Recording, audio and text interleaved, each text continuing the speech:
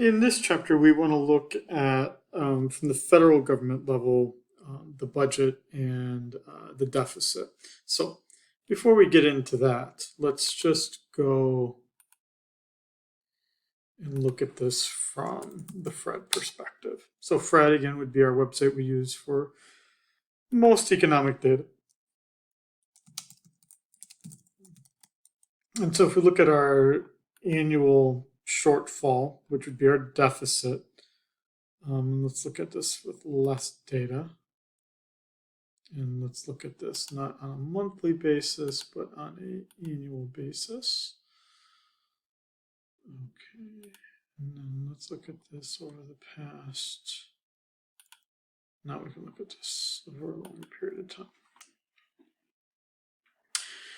We can see that we had relatively controlled deficits throughout the 90s. And then at the end of the Clinton administration, beginning of the Bush administration, we actually had a US government surplus, which doesn't happen very often. And then we had some deficits even during the post 9/11 world, which the US government had to do a lot more security-wise, and we were fighting in Afghanistan and in Iraq the second time. That was costing a lot of money. But then the big thing would be the 2008-2009 financial crisis, with then some recovery afterwards. And then the really big one would be COVID, and now some recovery afterwards. Okay, so there's where we're at on an annual basis. Then when we look at this on the accumulation of it on a debt level basis, we can just see the debt's going up, such that it now exceeds the size of the US GDP on an annual basis, some 32 trillion. If you want to look at it like a really, now these people have a bit of an agenda here, but if you type in US debt clock, you get this like scary set of numbers that makes you feel pretty junky inside. But you remember, this group in general just wants the debt to be lower. The biggest thing I can say to you as we start this chapter is that being in debt is not a bad thing. Whether you're a person or the government or what have you, being in debt is not a bad thing. The only point at which it becomes a concern is if you lose the income flow to support that debt. We're not at that point yet in the US. What do I mean by that? So that would mean something like this. That would mean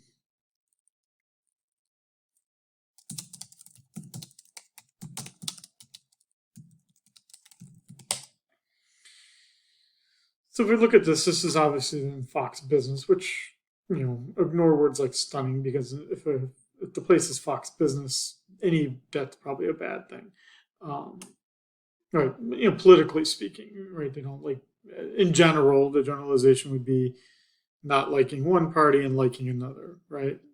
Whatever. It doesn't mean that you can't read the data they collect. You just have to look at it, with a critical eye. That applies to Fox Business, but also applies to CNN and MSNBC. We just have to be informed consumers of data. But in this case here, if you listened especially to my weekly discussion, like what my weekly thoughts are for this week with interest rates going up, is that the interest payments on that debt are now increasing significantly. And this is absolutely the case, that it's expected to triple from paying $475 billion a year just to pay the interest on the debt to being $1.4 trillion in the year 2032. That's a lot of money. That's a lot of money. I haven't looked at the site here, but let's just see if they give us. We got a nice little chart here. So yeah, net interest costs are now approaching at least a little over. It's going to be over 3% of the total GDP. That's not good. That starts to be a point where the debt becomes unsustainable. We had this time period here where the debt was so expensive because interest rates were higher. Then having debt wasn't so bad here because the interest, you could kind of afford it. Interest rates were so low. But now as interest rates are going up, you can see that that burden is increasing as well. Okay, let's actually get into the slides here. Okay, I'm just going to skip over some of these beginning things here. So, we can look at these various presidents. So these next few slides have various presidents and kind of what their discussion is during each of these time periods. So let me just say a little bit about what each of these guys are doing. So Johnson is doing 3 very expensive things during his administration. He is fighting the war in Vietnam.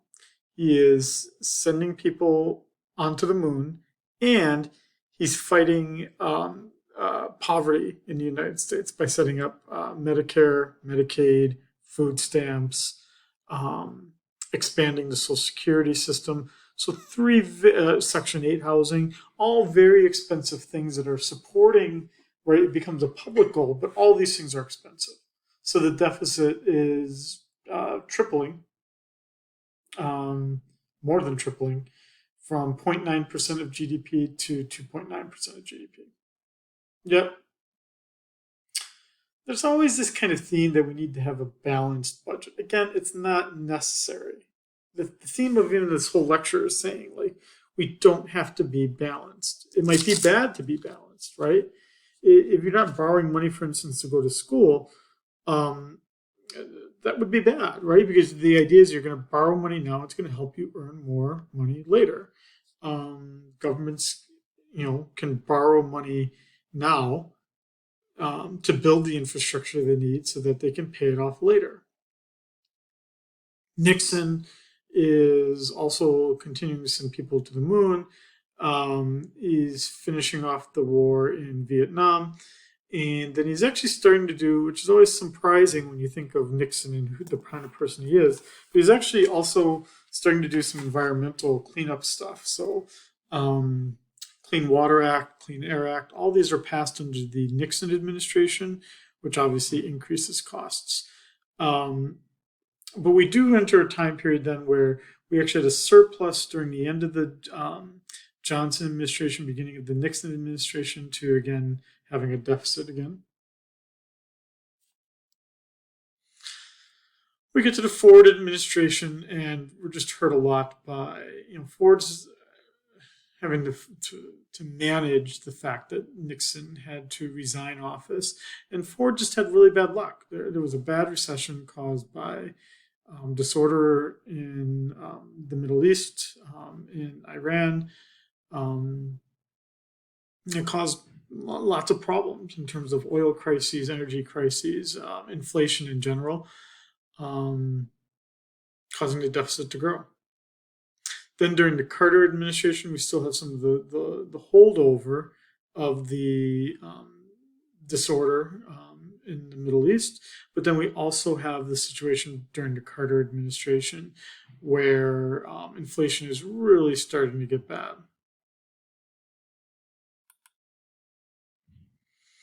And that gets us then to the Reagan administration. So the Reagan administration, this is when the Cold War really intensifies. You get a lot of spending on national defense. And we also have, during the Reagan administration, tax reform, which is actually the last meaningful time we ever had tax reform in the United States. That happens in 1986. And those Reagan tax cuts do cause the deficit to grow. The Bush administration, things get even worse as the Cold War ends. We're spending lots of money now to be the world leader with the fall of the Soviet Union. We are also fighting for the first time in Iraq, which is obviously causing more spending. And we're still under even a traditional welfare system in the United States, where we're spending money still for TANF, Section 8, and whatnot without time limits. But again, you still see presidents saying we want a balanced budget. Balanced budget. During the Clinton administration, we actually do see a surplus by the end. some people would say it was because during the Clinton administration in 1996, we did have the welfare reform. Um, I would argue that we just had an incredibly strong economy fostered by very low interest rates that just stimulated the economy a great deal when Alan Greenspan was the Federal Reserve Chairman, creating this surplus. And then the Bush administration, the second Bush, we have a war in Iraq here. We have a war in Afghanistan, and George Bush also does slightly expand the deficit by adding Part D or prescription drug coverage to Medicare. So that does cause some increases in the deficit here. Yeah, Obama is just the difficult one. And with Trump, even worse. At least for the Trump administration, I mean, it's not, you don't have to care what my politics are. I don't have to necessarily care what yours are. I'm not trying to denigrate anyone. I'm not trying to celebrate anyone here. Um, you know, but in general here, what we could say is that this number looks really bad, but it's largely because of COVID happening in 2020. Um,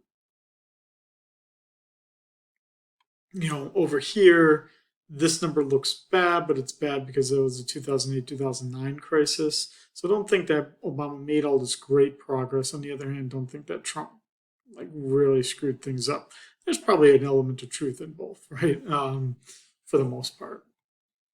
But I should also tell you too, dude, no president is that great because they've all the way back to the Johnson administration, I'll say one thing and do another.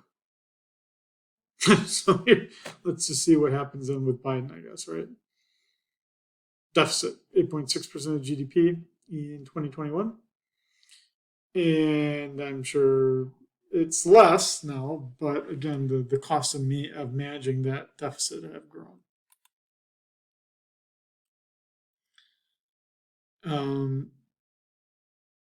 What does that say? Gee, Kayla, a proposal to balance the budget wasn't really what I was expecting. I don't get it. I don't get this joke. Maybe I should. So the person is proposing to the other. I'm guessing that the person is saying, like, if we get married, then we'll have more income to cover our expenses. Dude, I don't think they should be putting jokes in here. I don't think. I'm not spending way too long talking about it. Okay, so let's just go on here. I've already kind of said this, and I'm just kind of going off of our definition here that we've already got going on here, which is that the debt is the kind of the accumulation of the deficits over the year. The deficit is the annual shortfall in any given year.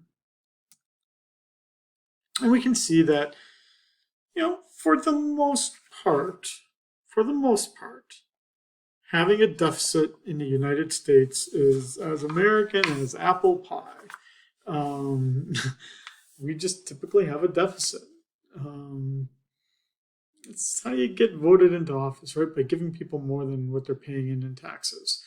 And it goes back to this stubborn American belief that the best way to stimulate the economy is by lowering taxes. Unfortunately, we kind of forget sometimes that things still do have to be paid for. And I say this as a person, obviously, dude, I work for a public institution, right? I work for a public university. I can see it around me that my colleagues that work at private universities typically have better resources, at least. Or that even if you look at your tuition, that at least what you're getting for the money, you're typically not paying despite all that you're paying, usually the cost of providing your education is a lot more than what you're paying in tuition. But let's be at least a little bit concerned here. The last time our deficit was this big, we were fighting like Nazis and stuff. We're not fighting Nazis today. So the fact that the deficit is obviously big here because we're talking about the end of COVID. we still need to recover quite a bit. The most important thing isn't whether that we have a balanced budget or not. Despite all this talk and all those slides about saying how it's important that we have a balanced budget, that's not the most important thing. What the most important thing is that we control both these two types of spending, the entitlement spending and the discretionary spending. For whatever reason, we tend to get really, really focused on discretionary spending categories without talking about the entitlement spending. Yet it's the entitlement spending that's driving the deficit.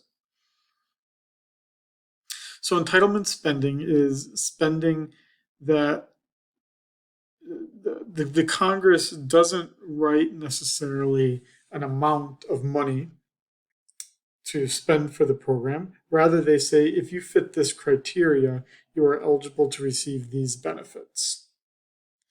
Whereas discretionary spending would be, we need a bridge to cross this river. This bridge is going to cost $2 million. So here's $2 million to build this bridge, right? And then you build the bridge and then it's done, right? And it's at the Congress discretion.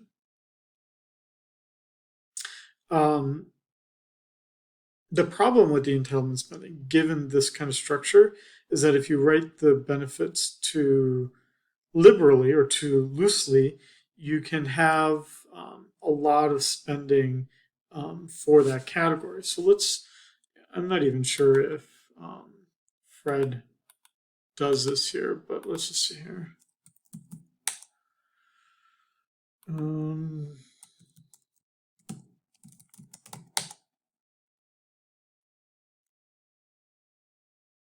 Okay, well, it looks like they're going to combine a bunch of things in here, so let's not get too worked up about it. But if we look at this, right, so this would be for both things like Medicare and other income security programs. So it looks like it would cover Medicare. Look at that. Okay. So we can just see that we're spending a lot more money. Obviously, things increase dramatically. This is doing it on an annual basis. So it's not that on an annual basis, it was here in 2019, and then in 2020, it was significantly higher. And in 2021, higher still because of COVID. If you look at this over a pretty long time period, unfortunately, the COVID years are kind of screwing everything up. If we take them out, we can still see an increase, though, over time.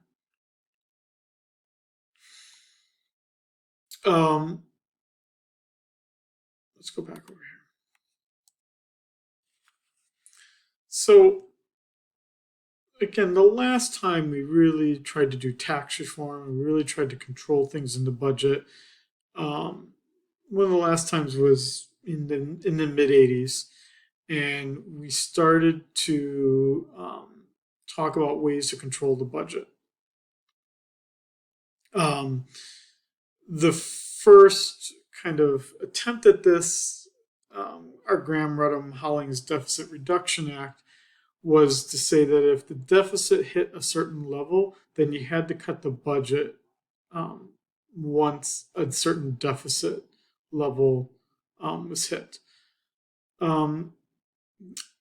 These aren't generally good things, because what we do see here is that the deficit tends to go up when the economy is doing bad. You need the government to typically spend more when the economy is doing poorly to be able to stimulate it. This would be what we call, if you remember back in principles, an automatic stabilizer. And you're not going to see that here happening if you have to cut your spending because your deficit is growing, but your deficit is growing because the economy is doing worse. That would be bad to start cutting things at that time. And so there were a bunch of different things where people weren't trying to do things the right way. They were trying to get out of having to cut spending. So then they started a new thing in 1990 called the Budget Enforcement Act, the BEA. Not to be confused with the Bureau of Economic Analysis. I guess they ran out of acronyms to use here. But in the Budget Enforcement Act, what they tried to do here was they tried to say that if you're going to create, if you're going to do anything, if you're going to create any policy, then you have to have enough money. This kind of pay-as-you-go process. You have to have enough money to be able to cover things and stop the deficit increasing based on what you're doing. And that if you get these deficits, and the president has to, say that what we're doing, you have to get a sequestration requirement, which would say that we're going to reduce the deficit by a certain percentage if the deficits continue to increase after you've had this process. It's worked out all right. The deficits were kind of controlled in the 90s because of that. That is no longer the case though today. So the Bush administration, the second Bush administration, did not have this, and we got into a situation. If you remember back into politics of this, when Obama was elected at the midterm election after Obama was elected, so the 2010 election had the rise of the Tea Party. And the Tea Party people were really worried. They were called the Tea Party because they were really concerned about taxes. And they really, really wanted to cut government spending. And what you get with the Tea Party, with this Republican-controlled House of Rep, so Obama's president at this point, and you get the Tea Party, which is largely in control of the House of Reps, that they're not going to raise the debt ceiling.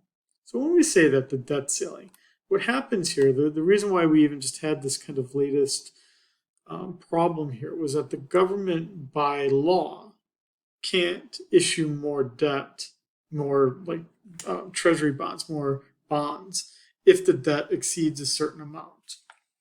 So right now,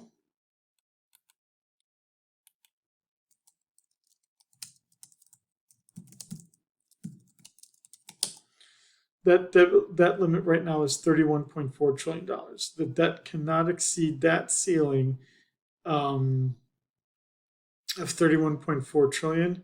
Well, let's see here. Let's see what's the current. Let's see if the.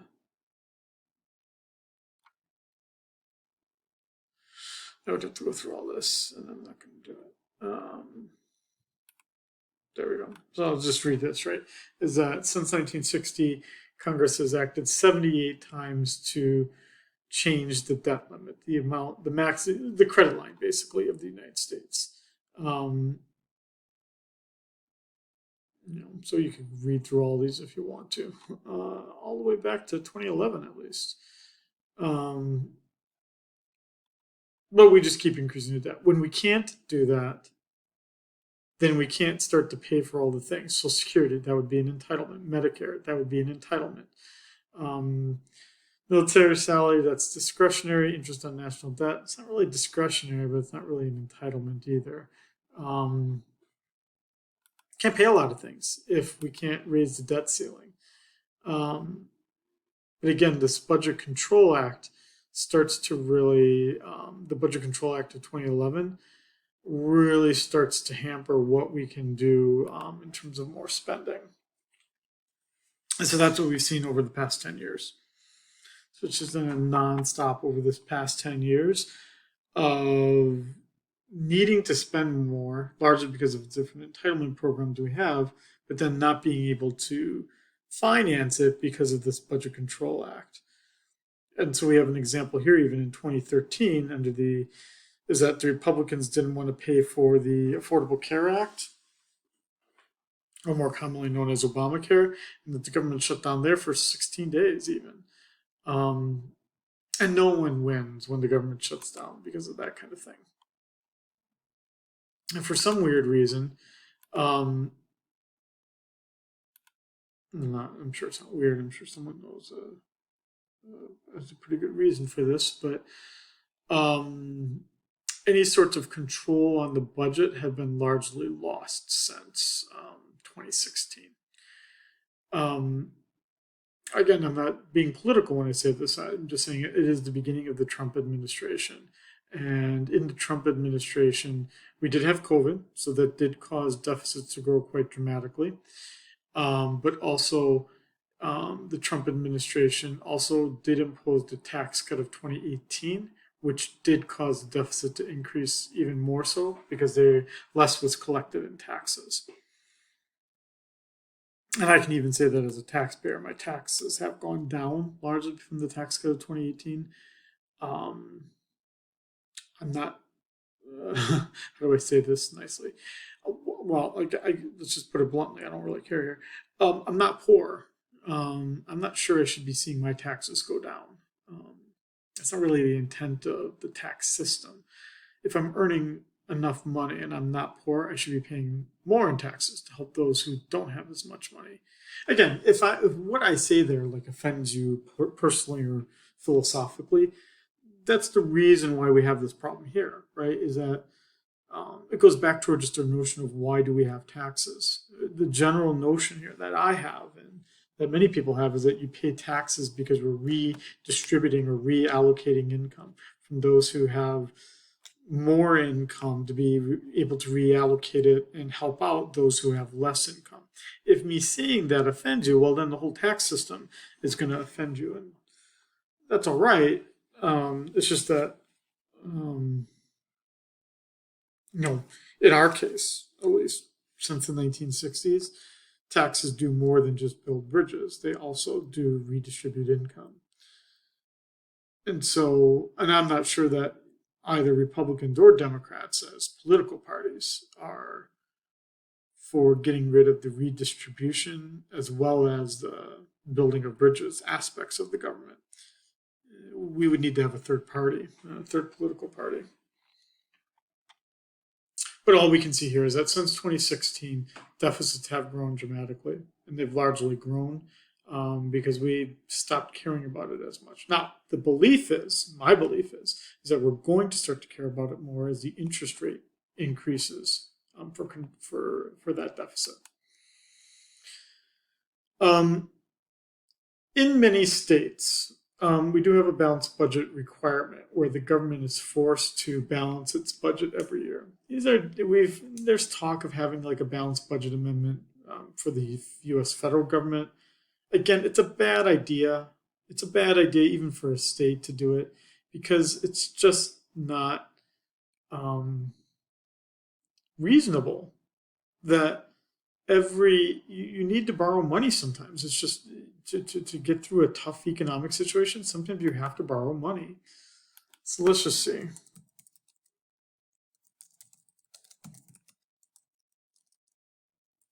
I don't even know whether they do or not in Oregon.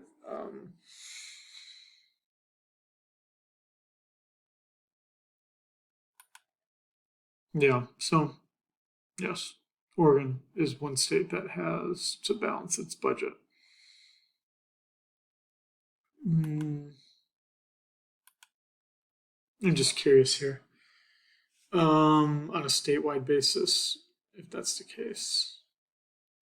Sorry, I'm just trying to scroll through this quickly here, and that's never a good idea.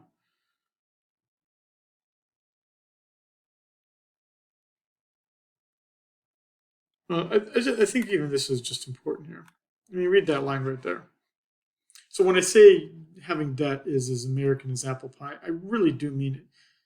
Read this line here from Wikipedia. Except for a short period of time during the presidency of Andrew Jackson, the U.S. government has always been in debt.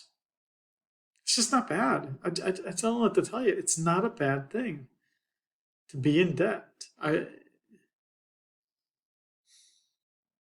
Anyway, okay. um, okay, so again, many states have this, and I'm not really sure why. I don't think they should either, but I think it's more important that the U.S. federal government doesn't have it. And so as long as they don't have it, I guess I'll let Oregon have it do its thing. And you can get these different laws. Sometimes the law states that when you submit the budget, it has to be a balanced budget, just your proposal. The proposal, just having a proposal though, an ex ante balanced budget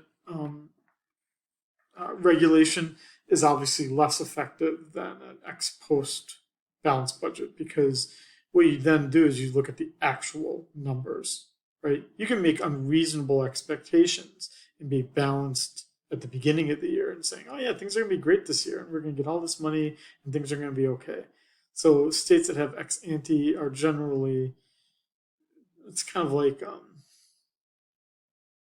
it's just kind of window dressing. An ex post balanced budget is obviously more effective, because at that point you actually have to say what the actual numbers are.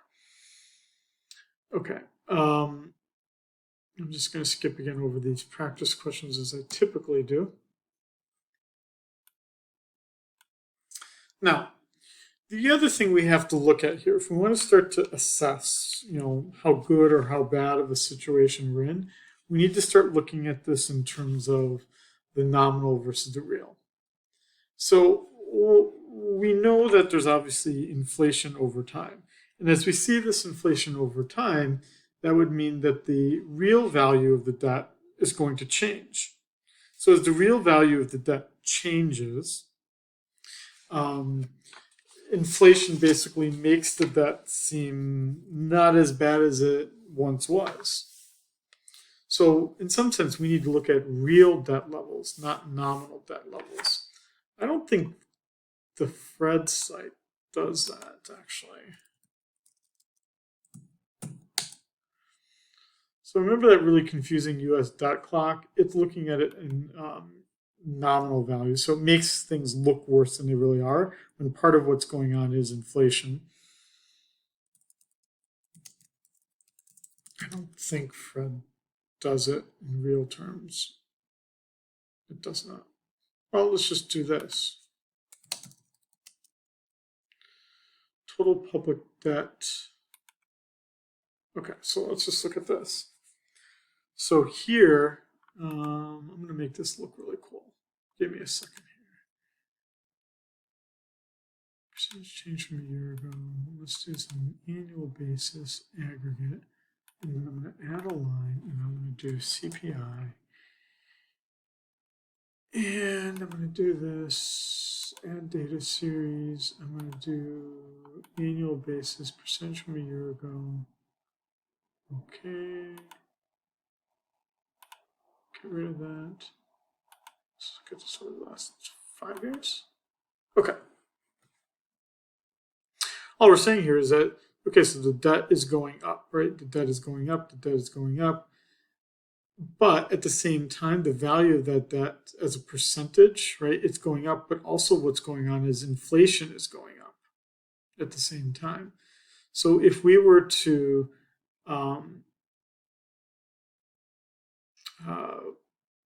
want to say, like, how bad are things getting, especially, let's say, over the past year? Well, I guess actually we can't do it over the past year, because it's things are going to look really bad here, because inflation went really down at the beginning of COVID, then went up. So it makes the difference seem larger. But here's really what I'm trying to say is, let's look at this over max terms. It's that over time we know we've got inflation, but that the increase in the debt, the blue line here, is not as significant as you would think, because part of that is what's going on with the nominal values going up, but in real terms, it's not going up as much.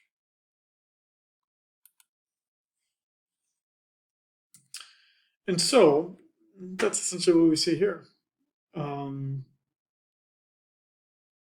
Is that those who own the debt, who own the US government bonds and whatnot, that is an obligation that the government has to pay, but that obligation is getting less and less burdensome, because inflation makes paying off that debt a lot easier. And that's what we see here. And then the other thing that we've got that's going on, which means that, again, not all debts are bad, not all deficits are bad, is that we have in place a really strong automatic stabilizing system in the United States. That if we think back to COVID, when COVID started, Yeah, we did all those things in kind of like late March, right? And we passed all those bills to give people money. But right away, things like the unemployment system started to get into action. Food stamps went into action. Other programs went into action right away, before certain COVID era laws could be passed. And so the deficit would grow not only because of the COVID specific legislation, but also because of the things that happened automatically just because the economy was slowing down, that more people became eligible for food stamps, for Section 8 housing, etc. And so what we need to do is we need to then adjust that budget deficit for the cycle that we're in the business cycle. And so that's what we see right here, right? That things are not as bad. Okay, let me pause here for a second. So we see here that, again, these deficits aren't so bad once we take into account the automatic stabilizers. If we take them out, the deficit's not so bad during the Obama administration, for instance, during the 2008-2009 financial crisis. But what it would suggest is that things aren't that much different when the deficit did go down. Notice this is going down before COVID. It's going down pretty significantly, and it's not the stabilizers that's causing it to go down. Rather, I would argue it's more the 2018 tax cuts in 2018, which obviously made the deficit grow because we had less revenue coming in.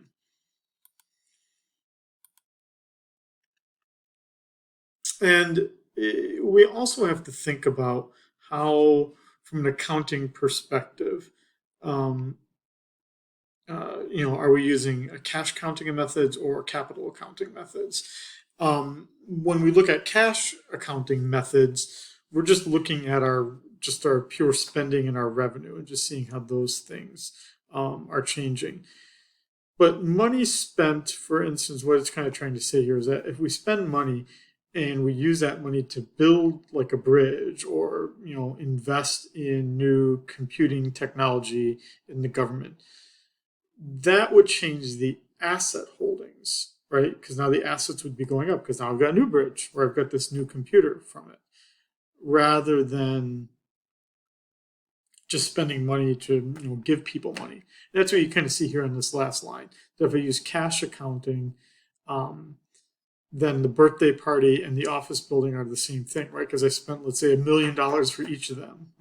It'd be a fantastic birthday party, but you get the idea, right? Is that my spending would go up by $1 million and my revenue wouldn't go up at all, right, for that kind of event. But in capital accounting, yes, I'm spending the $1 million, but if I do it for an office building, my assets are also going up by $1 million. But for the birthday party under capital accounting, my assets wouldn't change at all.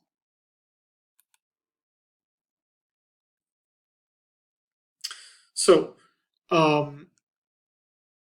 what you would see from that is that, okay, well, then that's kind of nice, right? Should we just all use capital accounting then? It's not that easy to do. Yeah, the famous example here would be, what about a missile? Is that an investment? Because, right, it's used once and then it blows up.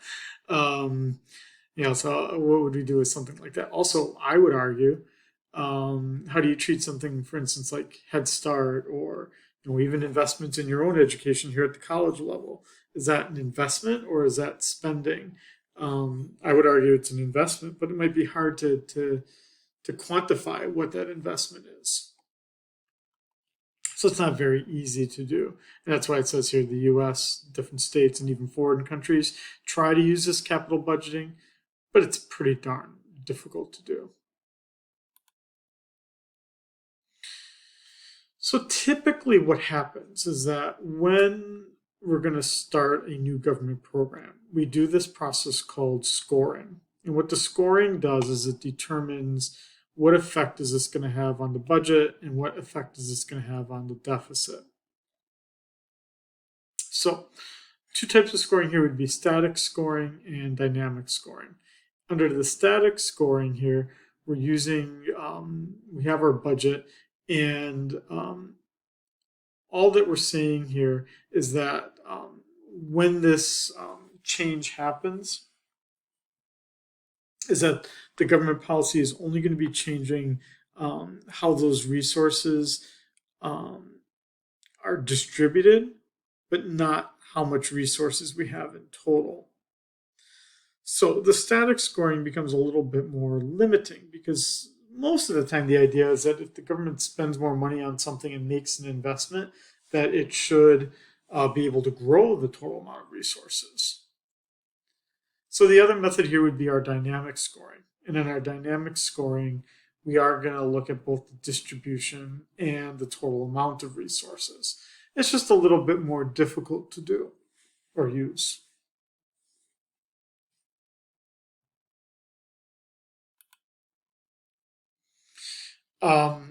So, as an example here, if we look at the money that was spent during the 2008 2009 crisis, the idea here is that the dynamic scoring, right, that the investments made in that 2008 2009 time period were targeted investments that allowed the entire economy to grow. Under that dynamic scoring that the Congressional Budget Office did, the estimate was that we did all these stimulus programs and that the total GDP grew somewhat, something less than 2%, but it did grow.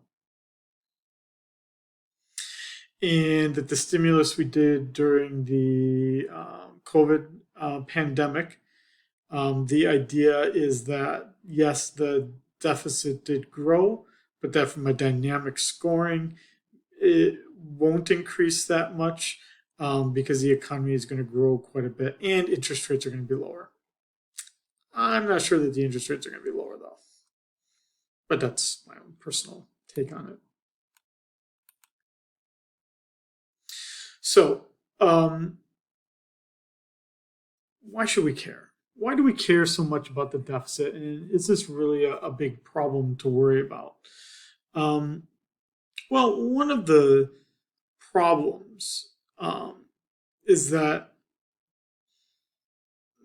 a lot of things are implicit right now. And that becomes a problem because that means that things can then change based on having a different president or different Congress. And one of the things that we see here is that things can change. Like, for instance, even in my generation, so I'm 45 years old. Do I think Social Security will be there when I retire? I do, but there's no promise that it will. The only reason why I have any faith that it will be there when I retire is I can look at the data and it suggests that even if nothing changes, the government will still be able to pay about 75% of what it promised. And that's good enough for me because I also have I'm a state employee, so I have a state pension. And if I put the two together and I live leanly, I don't have very expensive taste, I'll be okay. But what if, I don't know, a future president comes into power and says, I want to get rid of Social Security and all the promises made, and I'm just going to return your money back to you? Well, then we've got a different situation because I had been paying all these years and saving all these years based on an expectation that I was going to get that Social Security. And now, if all of a sudden I don't get it, now things are a little bit harder to plan for. That's the problem with Medicare. That's the problem with Medicaid. That's the problem with Social Security, is that there is a feeling of being entitled to that security if I should need it. But the entitlement is created by a law that can be changed. And the expense of that program can change over time in ways beyond what people expected. As an example of this, when Social Security was first created, the idea was that the retirement age was set so high, people don't live that long, people aren't going to collect it for very long, if ever. Well, then things weren't changed, the program requirements weren't changed, and whereas it was once unusual for a person to live beyond the age of 60, it's pretty much the norm now. So, right, I mean, things are changing. And if we don't change to control those future expenses, then the burden of the entitlement grows. So what we need to do here from a financial perspective is we need to look at what we need to discount things. We need to apply an interest rate for future payments received to create a discount value. So this interest rate here is taken to the exponent for the year, right? So we take our what the payment would be in the future. So this would be the future in time period 1 year from now, let's say 2 years from now, 3 years from now. So let's say it's $1,000 that's paid now, $1,000 in year 1, $1,000 in year 2, $1,000 in year 3. And then we have to divide that by 1 plus a presumed interest rate or a discount rate, essentially. Now, we generally have to come up with that R. We have to make a presumption of what that R is going to be. And we can, as a result, be too optimistic, or usually we're too optimistic about what that discount rate is. And as a result, we think that the future burden isn't going to be as expensive as it should be. So we've got an example here that just at least throws some numbers into this. What if you had a $210 million contract that paid out over 7 years, or sorry, over 14 years, and you're going to get $15 million a year for 14 years, then that $210 million, right? So if we took 15 times 14, right, I'm even getting out my calculator here to prove that that's the case, that 15 times 14 is in fact $210 million. But that $210 million is paid out over 14 years, and that it's paying it out at a 4.7% interest rate. So 4.7% interest rate would be as a decimal 0.047. And if we did this math here, that the net result would be that that $210 million contract is worth only $166 million. If this interest rate goes up, right, let's say it's 5% or 6%, then the net result is that this will be even lower. The present value will be even lower. You'd be dividing by a larger number.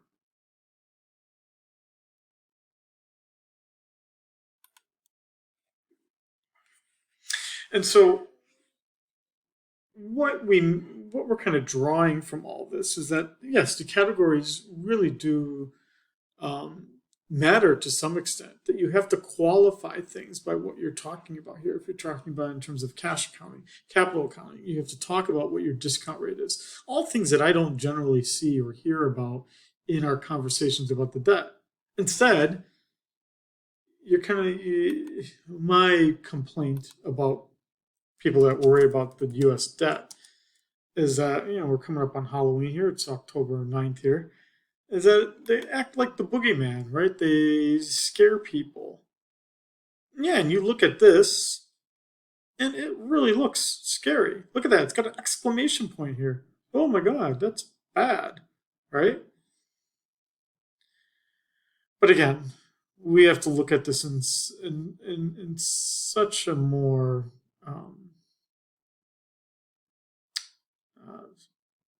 we just have to look at this in a more, some would say, complicated fashion. I would just say we have to be more precise about what's going on. I mean, look at this, right? So it's saying the liability for Social Security growing, right? Medicare liabilities growing. All that sounds pretty bad. But when you look at things a little bit deeper, it doesn't seem as bad. We start to see some of this come out here, even in terms of, even in terms of Social Security. Yes, if we, pay more in Social Security taxes now to be able to fund the benefits in the future, we better increase it enough that we would still have the present value remaining the same, which again comes down to us talking about what is the presumed discount rate for things.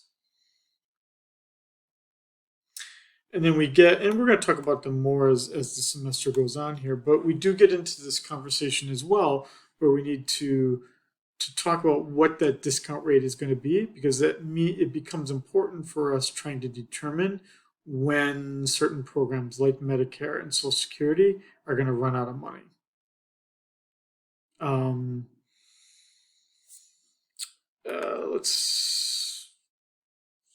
Let's see here. So again, we're presuming an interest rate of 3.2%. We know that that interest rate is now higher. It's assuming that the government policy remains unchanged. What we generally know is that, if anything, people become more eligible for things and less eligible for things over time. And that in general, we don't, we tend to focus on how we're just paying people money, paying out people money, but we don't look at other investments that we might be making in people that allows them to do other things. So let's just look at this here. Let's look at the actuarial report for the Social Security Administration. I'm just clicking on this really quick here. So it's not going to be a fantastic discussion if I'm just clicking on it quickly. But the idea here is that the hospital insurance trust fund portion of Medicare is going to run out of money in 2031. The Old Age and Survivors Insurance Trust Fund, which is what we typically know of as Social Security, that's its formal name, is going to run out of money in 2033. It's not going to be able to pay 100% of the benefits. But look, even if we do nothing different, it's still going to be able to pay 77%. Even if we do nothing different, it's going to still be able to pay 89%. So let's not be all, be a goblin here and think that the world is ending. It's actually not. The disability insurance portion of Social Security has enough money for 2097, the last year of the projection period. So even now, as we see this, is that different programs are facing different financial stresses. Okay. So we create these budget approach, the scoring process, generally speaking, on a 10-year window. We try to look at how things are going to change over the next 10 years.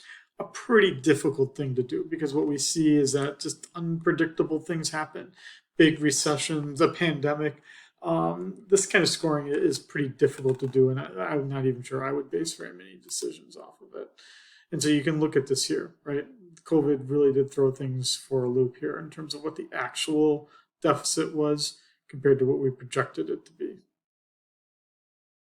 What the actual deficit was in the 2008-9 crisis compared to what we predicted it would be. It's just the scoring is becoming more and more difficult to achieve. Probably the only meaningful thing I would say here is that we did have a pretty notable deviation between the two here during the tail end of the, really the beginning of the Trump administration. It's not designed to be critical what I'm saying there. I'm just saying, like, if you look at the data, and if we were able to look at it over a shorter time period, there's a notable deviation here. And we don't have the data for the Biden administration. I might say the same thing about his. Okay. I think that largely wraps it up here. So that's our discussion now of the deficit and the debt. What do I hope you got from this? What I hope you got from this was that, you came into this class thinking, yes, U.S. government has a debt, and generally thinking, wow, that's kind of bad and scary, because I know in my own household, if I had a debt or a deficit, I'd be concerned. What I'm hoping you got out of this lecture, though, is that things are not as concerning as that. And we just need to be more precise about what we're talking about. And that a lot of the deficit, as well as the debt, is being driven by entitlement programs, which we just have to ensure that either we make promises that we can financially keep in terms of either scaling back who it's eligible for or increasing the taxes so that things can be paid out.